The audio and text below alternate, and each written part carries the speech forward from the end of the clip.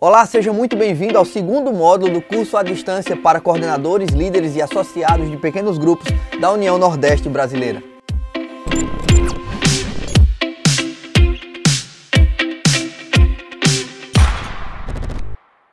Gente, eu fui promovido, agora eu sou professor. Obrigado, Neb! Estamos juntos nesse que é o segundo módulo do curso à distância para nossos líderes, coordenadores e associados de pequenos grupos. E hoje o nosso tema é Grandes Líderes para Pequenos Grupos. Eu queria convidar você a abrir a sua Bíblia no livro de Êxodo, no capítulo 18, aí onde você estiver, e dar uma olhadinha em um texto que fala um pouco sobre fragmentação de liderança e delegação de funções. O texto se passa em um determinado momento onde Moisés está sobrecarregado, ele não pode liderar todo o povo e é necessário que ele constitua para Israel líderes que possam auxiliá-lo na sua função. E aí você vê no versículo 21 do capítulo 18 do livro de Êxodo o seguinte texto: procure dentre o povo homens capazes, tementes a Deus, homens de verdade, que aborreçam a avareza, e ponha eles sobre chefes de 1000, chefes de 100, chefes de 50 e chefes de 10. Se você começar a observar esse texto, logo vai perceber que claramente a liderança de Moisés era compartilhada. Ele precisava de pessoas que chefiassem ou que liderassem Israel nas suas mais diversas esferas da sociedade. Contudo, ele não desprezou aqueles líderes pequenos. Ao mesmo tempo que a Bíblia fala que se devem ser constituídos líderes de 1000 ou líderes de milhares, como o texto seria melhor traduzido, nós também precisamos daqueles que lideram 10. E esse é o seu papel, meu caro líder de pequeno grupo. É por isso que você, nosso coordenador, nosso líder ou nosso associado de pequenos grupos, é tão importante para essa união. Porque você faz parte de um projeto iniciado no coração de Deus para a gestão do seu povo ainda quando ele estava em formação. E aí a gente hoje vai falar um pouquinho de como você pode pegar essa liderança para servir a Deus melhor. Primeira coisa que você precisa saber é que se você foi escolhido para estar nessa função é porque você tem capacidade. Ninguém escolhe um líder para estar à frente de um determinado grupo se ele não tiver capacidade. Então, se você está assistindo esse conteúdo, se você já lidera um pequeno grupo, se você é coordenador ou se você é associado, significa que o seu pastor, significa que a liderança da sua igreja vê em você alguém especial, vê em você alguém que tem talento para levar esse povo adiante. A gente precisa agora só saber como é que você vai fazer isso, porque a pergunta sempre fica essa: meu Deus, eu agora sou líder, o que é que eu vou fazer? Como é que eu vou? E você enlouquece, porque você não sabe como você vai fazer. O como é a parte mais fácil e é por isso que a gente está aqui nesse curso se preparando para te ajudar a se preparar. Em primeiro lugar, você precisa saber que a sua função como líder, independente do que quer que você esteja liderando, se resume sempre em duas partes. A primeira delas é despertar consciência. Você precisa fazer com que as pessoas entendam, compreendam, internalizem e despertem desejo e paixão por algo que você acha ou que você sabe que é importante, que você sabe que é essencial. Você tem que guiar o povo para uma visão e levar essas pessoas a compreender isso. Talvez seja uma tarefa difícil, mas não impossível para você que é um grande líder. A segunda parte da sua função exige que você desenvolva competências. Então você tem que despertar consciência para que as pessoas entendam que existem coisas maiores do que a própria vida delas para que elas se dediquem a isso, mas você também precisa ajudá-las a cumprir essa missão de, agora que a consciência foi despertada, ter competência suficiente para agir à altura da sua consciência. O problema é que a maior parte dos líderes, eles passam tempo focados em apenas uma dessas duas partes do seu trabalho.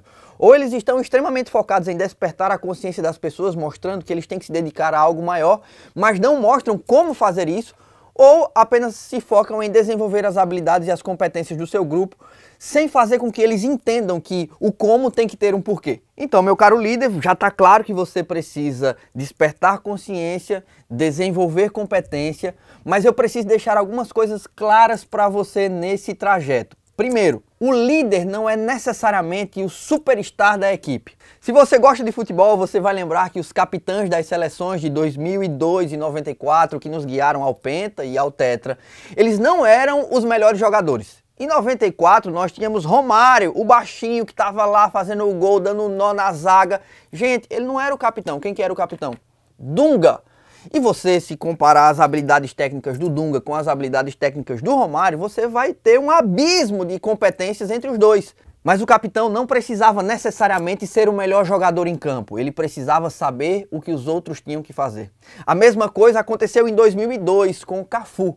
Cafu nem de longe se comparava com Ronaldo, o fenômeno. Gente, Ronaldo, fenômeno. O cara foi sei lá, não tem como dizer o que o Ronaldo representou para o futebol mundial. Mas ele era liderado pelo Cafu, um lateral direito. Era direito ele?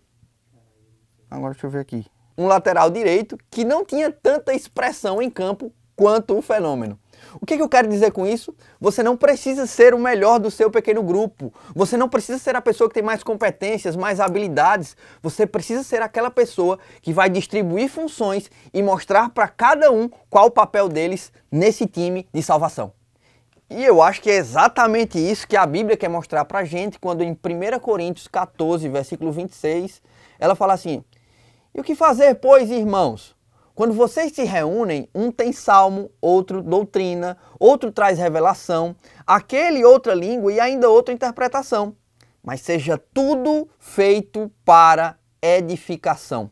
O que a Bíblia me mostra é que em uma reunião de crentes, qualquer que seja ela, você vai ter variedades de dons, você vai ter variedades de atividades, mas todas elas para um propósito único, que é a edificação mútua. A igreja em Corinto precisava aprender isso. E a maior parte dos nossos pequenos grupos também. Porque quando a gente se reúne, pode ser que o líder ele seja tentado a conduzir tudo. Ele conduz o momento do pedido de oração, ele diz o que a galera vai comer no lanche, e tem que ser a coisa que ele gosta, porque senão o pequeno grupo não presta. Ele tem que dizer para as pessoas o que é que elas vão fazer depois, ele coordena o desafio do mês, ele esquece de delegar funções, de mostrar para cada um qual que é o seu papel nessa grande rede que nós fazemos parte, que é o PG Mais Taio. Por isso, nós precisamos aprender que a edificação, ela se dá na coletividade e na diversidade. Todos nós precisamos entender o que temos que fazer, e você só vai ser um bom líder se você mostrar para as pessoas, através de uma distribuição de tarefas, onde é que eles podem ser úteis. Gente, e é isso que a gente precisa aprender com o soberano, com Deus. Ele criou a gente para liderar. Mas como é que ele criou a gente para liderar? Dando exemplo de liderança. Na hora que Deus cria Adão, eu quero que você entenda que Adão era um recém-nascido, ou recém-criado, sei lá, ele era recém alguma coisa. Ele tinha acabado de chegar na terra, não sabia de nada. Deus, o onisciente, aquele que sabia de tudo, olhou para Adão e disse assim: Adão, que tal tu dar o nome aos bichos? E Adão, ele tinha uma função primordial de nomear as coisas. Ele nomeava as coisas, não é porque Deus não era capaz de dar nome às coisas. Eu acho que Deus poderia ter dado nomes melhores que de Adão. Eu acho que ele poderia olhar para um coala e dizer um nome melhor para o coala. Mas Adão recebeu essa função. E Deus não estava preocupado com quais nomes Adão daria. Ele estava preocupado em desenvolver as competências de Adão e despertar a consciência dele para o mundo criado. A partir de agora, meu caro líder, você precisa entender que se o próprio Deus delegou funções, por que você tenta fazer tudo?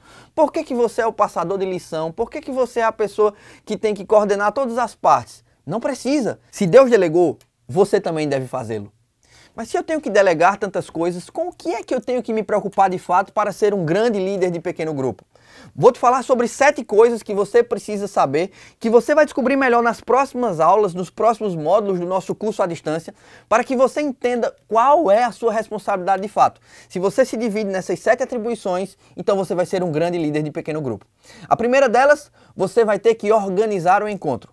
Isso é o tema da nossa próxima aula, mas eu já vou adiantar um pouquinho que você precisa não fazer tudo, mas você precisa saber quem vai fazer tudo. Essa é a sua primeira atribuição. A segunda coisa com a qual você deve se preocupar, e muito, é em unir o seu pequeno grupo com a sua unidade de ação da Escola Sabatina em um espaço mais taio. E você vai aprender isso mais à frente, mas você já tem que ter isso na sua cabeça, que essa é uma atribuição sua. Em terceiro lugar, você vai ter que ter um ministério com propósitos para o seu pequeno grupo. E esse ministério tem que ser escolhido coletivamente, não é o que vai sair da sua cabeça. Lembre-se, você precisa delegar. E você também precisa ouvir, porque liderar tem muito mais a ver com ação do que com habilidade. Você vai colocar em ação, você vai agir com a galera, mas você precisa ouvi-los antes de agir. Em quarto lugar, você precisa desenvolver competências também em um associado. Seu pequeno grupo precisa de um líder associado. E a sua função é mentorear esse associado. Então a quarta coisa que você tem que se preocupar é mentorear o líder associado. Em quinto lugar, você não pode esquecer também de multiplicar seu PG, porque multiplicação é a conta favorita de Deus. Ele gosta de ver as coisas se multiplicando. Você lembra quando ele criou? Ele falava assim, crescei-vos e multiplicai-vos, multiplicai-vos, multiplicai-vos. Deus gosta de multiplicação. E é por isso que você também, líder de Deus, precisa gostar de multiplicação. Pense também em multiplicar o seu pequeno grupo através do seu associado que está sendo mentoreado, mas também através do despertar da consciência da galera de forma geral. A sexta coisa que você precisa se focar em fazer é em colocar o seu pequeno grupo na missão. E você precisa entender que a identidade do povo de Deus é uma identidade missionária. E não existe identidade sem o ID. Por fim, sua atribuição final é participar do gerenciamento, o encontro que acontece a cada primeiro sábado com o pastor e os outros líderes de pequenos grupos para contar seus testemunhos, para alinhar o foco e para descobrir qual que é a visão da igreja para que o seu pequeno grupo ande bem. Então, depois de ter descoberto quais são as 7 atribuições-chave que você precisa desenvolver para ser um grande líder de um pequeno grupo, lembrando sempre de despertar consciência e desenvolver competências, você já está pronto para avançar para o próximo módulo. O meu desejo é que você internalize o desafio da liderança, como disse Abraham Lincoln. A maior habilidade de um líder é desenvolver em pessoas comuns habilidades extraordinárias. E agora eu quero orar para que você seja esse tipo de líder. Pai Celestial, nós estamos aqui nos capacitando com pessoas que formam uma rede de pequenos grupos. Estes líderes, Senhor, precisam do teu apoio muito mais do que qualquer outra coisa. Por isso agora eu oro para que o teu Espírito tome conta deles, tome posse da vida deles e os use poderosamente, em nome de Jesus. Amém. Forte abraço para você, esperamos você no próximo módulo do nosso curso à distância para coordenadores, líderes e associados de pequenos grupos da União Nordeste Brasileira. Ei, não fecha ainda não, você tem que preencher o formulário que está aqui embaixo, viu? Não sai daqui sem preencher esse formulário para que a gente saiba que você absorveu tudo da melhor maneira possível. Valeu, galera!